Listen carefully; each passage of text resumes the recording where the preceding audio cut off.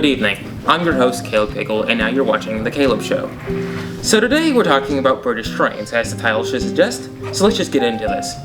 Today, it's the LSWR 460's 4 cylinders by Douglas Dronham.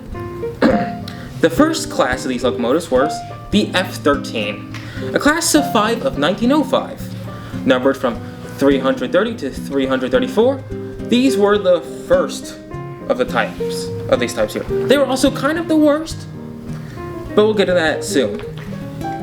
They were chosen because the 460 wheel configuration was chosen because the LSWR was suffering a motive power shortage with their 460 designs, and well, trains getting heavier, you need more power. And so, Dronham decided to make these 4-cylinder 460s. The F13, as mentioned earlier, was the worst of these. Soon, we'll get to the other ones. It was fitted with outside Walshart's valve gear, inside Stephenson's valve gear. It had 6-foot driving wheels, and well, it sucked. It was designed for the Salisbury and Exeter line for express duties, but it never succeeded in that, and was only lasted a year before transferred to Salisbury, Southampton, hauling coal trains. There it actually saw more success. After the failure of the F13, it was decided to make a new locomotive, the E14. This new locomotive was worse off, was a one-off, and it suffered from coal fuel shortages. It just ate everything. Kind of like me. Failure at everything it does, eats all the food in the world. The one good thing about it was it had 4 sets of Walshart's valve gear instead of just 2, so maintenance was cheaper. And whilst there was planned to make 5, only 1 ever got constructed in 1907. Now time for the good ones. E14, F13 failure, the G14 came along. And this actually was an improvement. It had smaller boilers than the others, but it did actually do what it was meant to do, which is a shock. However, it still suffered fuel consumption issues like the previous. Only 5, which is common trend with all these locomotives, but overall, it was heading to the right direction.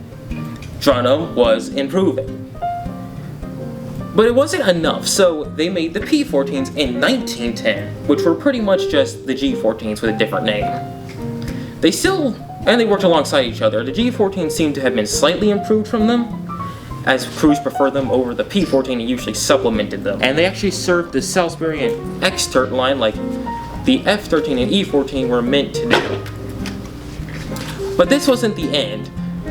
Then came the T14 from 1911 to 1912, a class of 10 for once. Despite Dronham's previous locomotives, these ones were the best of the best. They actually worked. Now they still had some errors, like the whole fuel consumption problem, but they had 6-foot 7-inch driving wheels compared to the other 6-foot driving wheels. The cylinders were positioned over the bogies for once instead of behind it.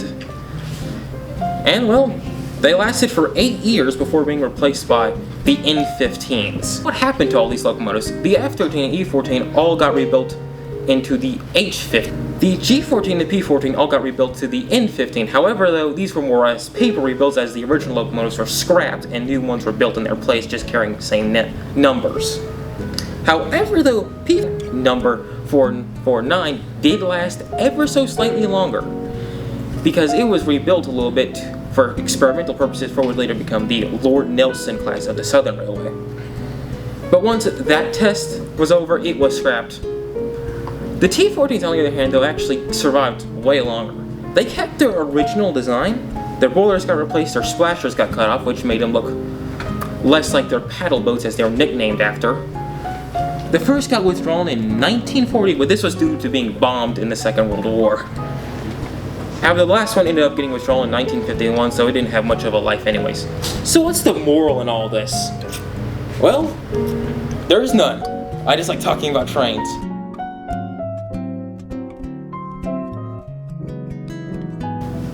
For Aden,